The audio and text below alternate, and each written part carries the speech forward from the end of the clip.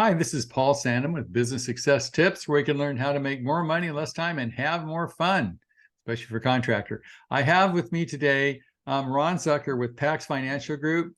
And I know you guys, guys and girls, I should be politically correct here, have issues with finances. And I can tell you how many contractors, they do their whole life, they work as a contractor, and the only thing they have is their house, a tractor, and some good friends. And so retirement sometimes begins pretty difficult. So I think people like Ron can help you guys out, ladies out, to actually achieve some financial independence. So welcome, Ron. Why don't you tell a little about yourself before we get started here? Yeah, thanks, Paul, for having me on the show today, and I really appreciate the time and consideration. So, as you mentioned, Ron Zucker, I am a financial advisor with PAX Financial Group. We are an independent registered investment advisor, which means we are regulated by the SEC to provide the best solution for our clients. So I'm not here to try to sell you a product or push you into a stock or investment, because that's not the way I get paid and that's not the way we operate. So we primarily work with our clients in two different ways: building financial plans, whether your goal is retirement or selling your business. We do the financial planning with our clients through financial software. The second way we work with our clients is through advisory services. That means managing your investment accounts. Once again, it may be primarily retirement accounts, but we also do 401ks or simple IRAs for the contractor and business owner. So that's primarily the two spaces that we play in for our financial services. Okay, so thing comes up with me and my clients a lot, Ron, is how much money do I have to have and where does it need to be before I need somebody like you? Well, I'm going to say that you always need a good financial advisor, regardless of where you are, whether you're just starting a business, in the middle of this business, or whether you're trying to sell or prepare for the sale of your business. PAX has a minimum account of $10,000 to get started. But let's say you are an individual and you want to start an IRA account, an individual retirement account. The IRS limits that to a $7,000 contribution. If you are in that situation, we're going to go ahead and open that account, and each year we're going to make our maximum contribution and grow that account. For the contractor, for the business owner that is looking at either building or starting a 401k plan, we're typically looking at a couple of $1 million. If it is a startup, we can work with you on building a simple IRA and then progressing to a 401k plan. Okay, so most of the contract, I'm getting the typical guy, right? And the guy's got, he has, pick a number. He has 2 or 3 employees. He maybe does 2 million in volume, maybe nets 200,000 a year. And so he may put it in a bank account. He may throw it in a Schwab account, may throw it in, whatever he needs to do. So how does that, how big does he have to have somebody like your services? When does it really make sense? Well, for that individual that's bringing home $200,000, I think it makes sense to have a financial advisor. So one, because of your individual or your family finances, we want to make sure that you are budgeting correctly, that you're saving correctly, whether that's in a employer-sponsored retirement plan or whether that's on your own, such as an IRA, or maybe it's just building that emergency fund, your savings account, in a money market. Before this call, we started talking about current rates. You're yielding 5% in a money market. So don't put it in your savings account making 1%. Put it in that money market, make at least 5% in today's current interest rates. Interest rates continue to go up. We continue to ride that wave. At some point, it's going to make sense to do something else, but let's at least get that 5% now while we're talking about it. From a business standpoint, I think you said $2 million, couple of employees. It's time to start those retirement plans, whether that's a simple IRA or whether it's to start a 401k Okay, plan. here's an issue. How big do I have to be before I have to include my employees? I only have 2 or 3 employees. How long? I mean, what kind of, can I put in, like, I don't have to join for 2 years or a year? Or, I mean, how do I politely keep them out until I'm actually sure they're going to stay? Yeah. So what you do is when you are setting up an employer-sponsored plan, whether that be a simple IRA or a 401k plan, there's a vesting schedule. And so you can, as the business owner, you can set up that plan with those parameters and say, you must work here for 1 year, 6 months, 3 months, whatever you want as the business owner. You get to set those parameters. How long can I make it legally? Typically, we see 1 year. Legally, that's a tough question. I don't know if legally we can extend it past that, but typically we see Year, but 1 that, at year. least I know they're not going to, at least they've been there a year, right? Exactly. Okay. And so what does financial planning mean? I mean, is that by sit down, we talk about, how much money I'm saving, how much money I'm spending. Where do you intervene? Because there's a lot of business coaches out there. They talk about your rate of return, what your profit should be, what your gross margin should be, those kind of business things that, these are the standard parameters for a successful construction company, like maybe remodeling, like 40% or 35% gross margin, 10% net. Do you work with those numbers, or do you work with my personal finance? I'm taking home 200 grand. I don't want to pay a lot of taxes. How can I make that work the best for me?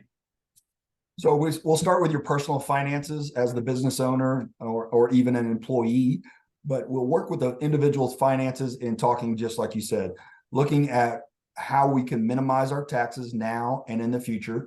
So one topic that we haven't talked about yet is a Roth. Anytime we hear the word Roth, that means we are paying taxes on the seed and not the harvest.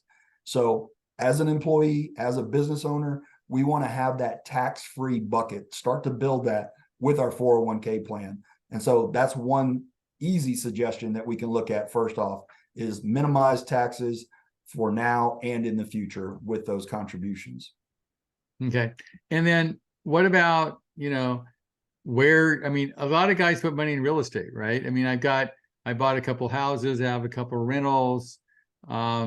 Do you get into, why that makes sense or doesn't make sense, or that versus a mutual fund or, a CD? How do you get into those ideas, or do you? Sure, we do. And so through our financial planning, using that financial planning software that we use, we identify where you are today. And maybe that's $50,000 in a bank account, or maybe that's several different IRAs, a former 401k, trust account, rental property, real estate, right? We take into account all of those assets and liabilities, and we come up with your net worth. And we like to track our net worth because that shows where we really are, right? Let's say our assets are flat for the year, our investments are flat for the year. Well, if we have liabilities, we can go ahead and reduce liabilities and increase our net worth. So we believe net worth is the best way to track that. Okay, so here's an interesting question with net worth. I'm a contractor. Yes, sir. I own my own home. I have 2 rentals. Let's say the equity in those rentals is, pick a number, 200. I got 400,000, 200,000 each in my 2 rentals. I own my own house. I may have 500,000-600,000 my own rentals. So the math is I got maybe $1 million all in, right, for net worth of my homes and that kind of thing. But I have a business, right? So I have a contracting business. It does $2 million a year. Nets me $200,000 a year. Does that count as my net worth, or is that like zip? So what we like to do is keep that separate, because that is an entity. That's a business, whether it be an LLC or a corporation, that is separate. We include it in the financial planning overall, the comprehensive plan, but we keep the individual finances separate from the entity. Does that make sense? Worth anything at all, or is it just zip on my net worth? It's worth. It doesn't go into your net worth calculation per se, but as we mentioned earlier, the business pivot planning, when we are wanting to exit the business, that evaluation definitely plays into that, because many contractors, as you probably know from working with everyone, is that equity in the business is their retirement, right? So how do we maximize that? How do they figure that? I mean, a lot of business owners, I've worked with a couple of guys that have sold it to their employees and maybe got $1 million or so for it. Other people that just turn it off, so it's too much of a pain in the butt to do anything with. So how do you work that exit strategy, and when should I start thinking about how and when I'm going to get out? Sure. So we have a process. It's called the business pivot planning process. It's basically a 5-step process. We come in, work alongside the owner, evaluate the books, give you a business evaluation. How much is it really worth?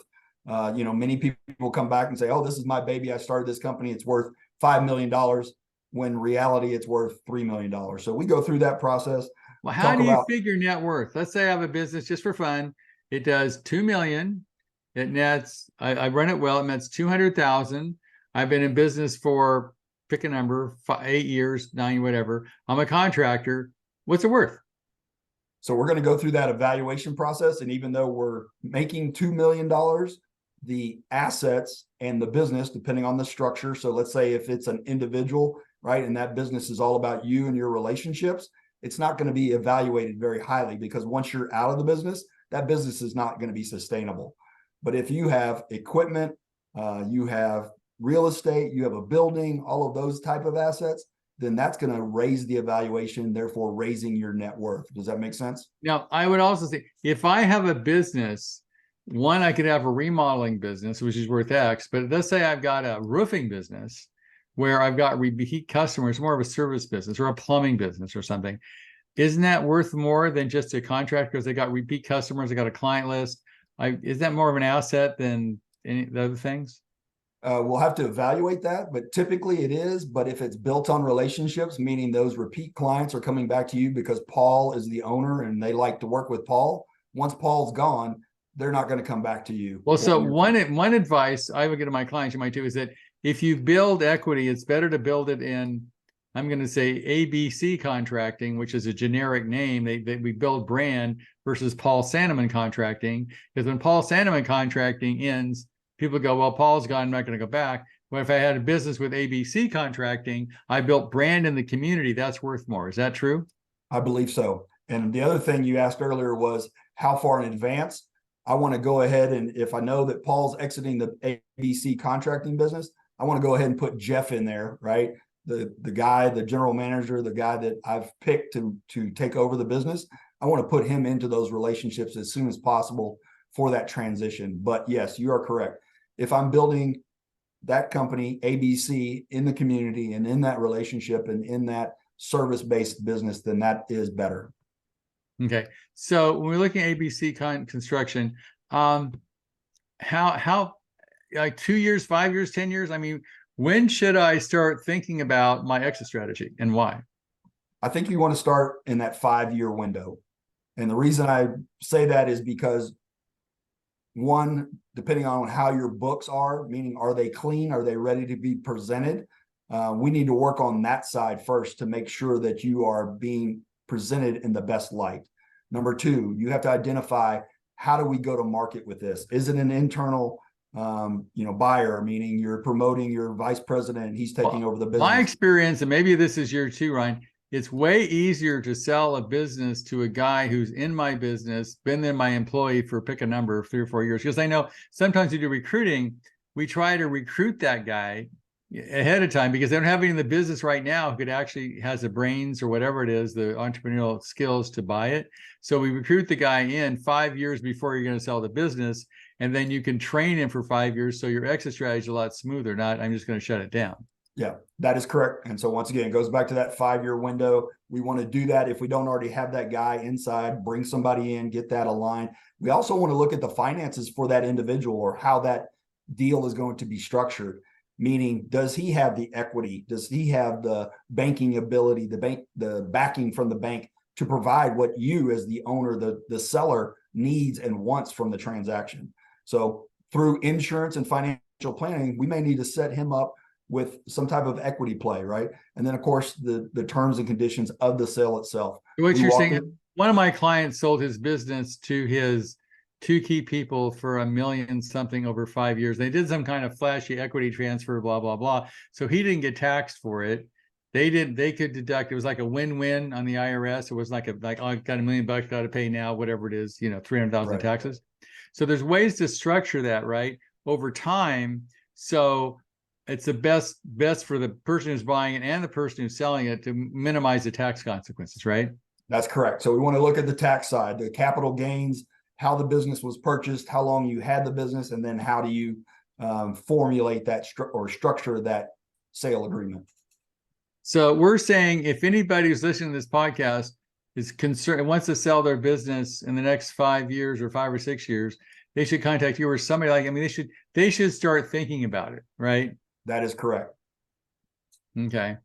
And then they don't have the person, they should find them, because I've learned over many years of doing this is that it's way easier to sell a business to somebody in the business that knows the business, has a relationship in the business, than it is to get some guy from the outside to say, oh, sure, I'm going to pay $1 million, $500,000 for business, right? That's right. I agree with that, Paul. Okay, so find the guy, do it internally. That's part of the financial planning. I said, how much money do I need to have to retire? I'm sure you've heard that one, right? That's right. And that's where we use the financial planning. So let's look at where you are currently with your assets and your liabilities, figure out that net worth, and then see what is it that you want in retirement, right? Do you want to be on the golf course? You want to join the country club? You want to build a bigger house? What do you want in retirement? Let's put a number I on want, let's say I can live on $100,000 a year. Mm-hmm. All right. For typical, that's not uncommon for decent lifestyle, right? Not great, just someplace that's just survival, like San Francisco. But let's, in fact, in Marin County, I think if you're below 140,000 a year, you qualify for the poverty level. Right. So, but if you're in Arkansas, hey, you're rich, right? So, right. What is it? Let's say I'm in Ohio, pick some place I'm willing to live. I want 100 grand a year. How much money do I need to be able to create 100,000 a year? So depends on where that money's coming from. Once again, do we have those retirement plans, the 401k? Do we have Social Security? What does that look like? When do we turn those benefits on? All of those questions go into that financial plan. And depending on your individual sources, your individual status, all of that goes into the plan. But you, the individual, tells us, what do I want in retirement? That $100,000, I want to travel every year on that nice vacation to Hawaii. Well, we need to put $10,000 in that, right? I want to buy that motorcycle, that Harley that I wanted. Home improvements, another home. We really want to dream and work with the individual on that. What are your goals? What are the dollar amounts? And what's the timeline? Those are the three. So what's it going to cost me a year to hire somebody as smart as you? Well, we do the financial planning for a one-time engagement fee of $900. That allows you 3 meetings and build the financial plan, review the plan. And at the end of that process, you get a copy of the PDF plan and our recommendations on how to obtain those goals and objectives. Okay. And then I guess got more net. I mean, so after then, what's it going to cost me?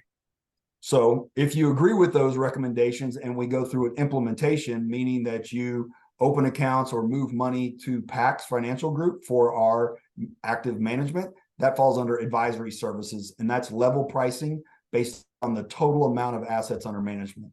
So our lowest range is 0 to 200,000. That's a 1.5% annual fee. 200 to 500,000 is fees reduced to 1.25. Above 500 to $1 million, it's reduced again to 1.0. So if I have $500,000 that you're managing, which is not unusual for a lot of people that I work with, what's it going to cost me? 1% per year on the account balance. It's going to cost me $5,000 a year. Yes, sir. You manage it. And my assumption is having you management for $5,000 a year is going to make me more than I am if I just wing it, right? That's correct. History shows us that individuals and businesses that work with a financial advisor typically beat the market by 3 to 5%. So that's, if you do the simple math, if you're doing 3 to 5% and it costs you 1%, you're still ahead 3 or 4%, right? That's correct. And one of the reasons why is because working with a financial advisor, it takes the emotions out of that decision-making process when the market moves or the volatility of the market. Like, oh God, sell everything, it's going down. Sell high, buy low, not a good philosophy. Exactly. So your financial advisor should be helping you with that. And that's where you make the money. Okay, cool. Well, this has been really helpful, Ryan.